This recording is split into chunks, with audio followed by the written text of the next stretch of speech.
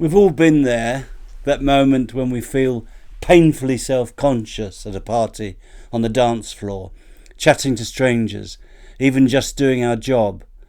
Otherwise, for some of us, a lack of self-confidence happens when we play sports or when we stand up to speak. And yes, sometimes even when we're making love. So where does confidence come from? And perhaps more importantly, what can we do if we don't have much of it? Confidence grows often from facing things, through allowing ourselves to be exposed to what we lack self-assurance in doing. In this way, we can learn that having a go and being there doesn't actually result in anything so terrible. The world doesn't cave in when we don't dance as well as others, or when we get a bit tongue-tied in conversation. In other words, don't avoid doing the scary thing, but do it gently again and again until it feels normal, even if not particularly well done. One of the first things we can do is notice those pessimistic negative voices in our own head. They run commentary that is criticizing oneself, often more harshly than anyone else ever could. When that inner fault finder gets too loud, then anxiety arises. But humour, creativity, and a little self-kindness can start to shift the balance, turning the voice from an enemy into something closer to a coach. A boosting, gentle voice that encourages our efforts and doesn't make too much of our mistakes. Now, I guess what you're thinking. Nothing boosts confidence quite like success. Well, yes, okay, I think there's something in that. I perform well in exams, at work, or simply in conversation, then I get appreciation that strengthens me. Dressing well, preparing thoroughly, honing our skills. These are all ways of setting ourselves up for that boost. To improve our musical instrument playing, we need to do our practice every day. Isn't it the same with whatever we perform? Actually, I would suggest it's good to have a safe place to learn, like the privacy of the music room. We do need a non-judgmental setting if we can find one, because that works best. And yet, however successful we become at what we're doing, at our job, in our social and family life, then the world has a way of shaking even the strongest foundations. Yes, the job disappears overnight. A close friend moves away. An unexpected medical diagnosis knocks us sideways. Suddenly, what felt secure feels fragile. We question ourselves and the future seems uncertain. When things go badly wrong, despite our successes, in what can we place our confidence? In our own abilities? In other people's ideas? Or in something beyond us all? How can we feel sure of ourselves when the world seems to shake our self-reliance and buoyancy? Psychologist Abraham Maslow wrote about motivation. When we are hungry, we seek food. When poor, we hanker after money. Likewise, we are motivated to tackle discomfort and low social status.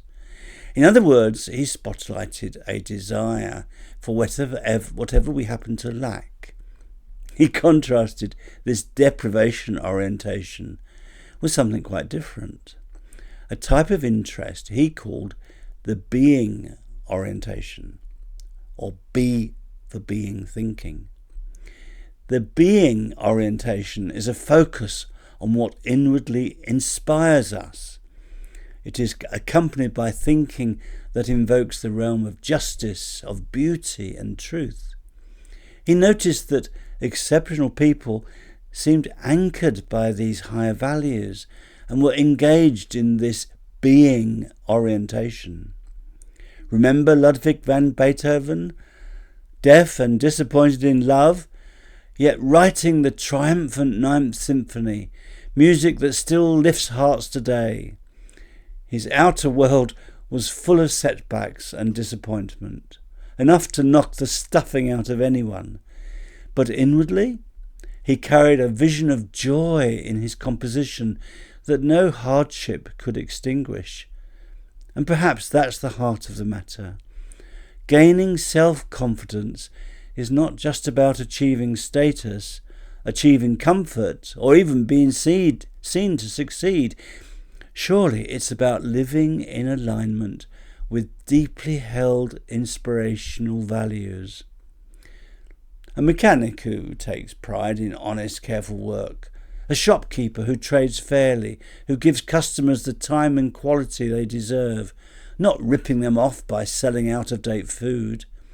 Confidence in this sense in their work comes from integrity, from knowing that what we are doing is good, being sure about the value of the ethical principles that sustain our efforts.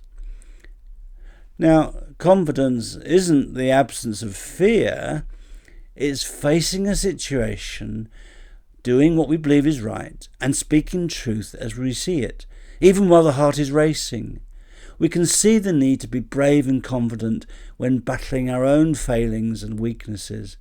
And I think inspiration from higher beliefs creates confidence in us to do this. For example, the importance of bravery in battle is mentioned in the Hebrew Bible. Now, if we remove the words from their historical social context, but apply them instead to our inner battles, they can offer confidence. Be strong and courageous. Do not be afraid or terrified because of them, for the Lord your God goes with you. He will never leave you nor forsake you. The spiritual writer Emanuel Swedenborg made a distinction between self-confidence and what he called the confidence of faith. He wrote that the second of these is a courage that flows from trust in something higher than our own abilities. He saw a growth in confidence as a gift received from above. I would suggest this happens when we turn to whatever we believe in from beyond ourselves for help. For me, this confidence is grounded in the power of love, which sustains all that is good around us. The way I see it is that people who have integrated spiritual life into their everyday selves become more open and wise, and therefore more secure and courageous.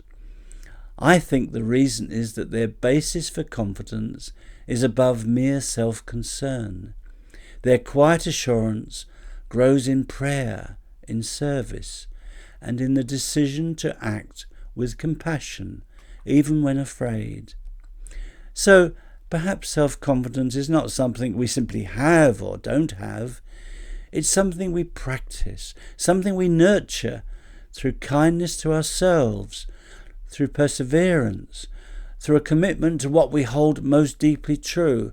And in the end, a deeper confidence is something we receive, a gift that grows as we learn to trust in our own spiritual source. If you found what I've been trying to say interesting and helpful, why not click my next video, How Do Humans Heal Their Hurt?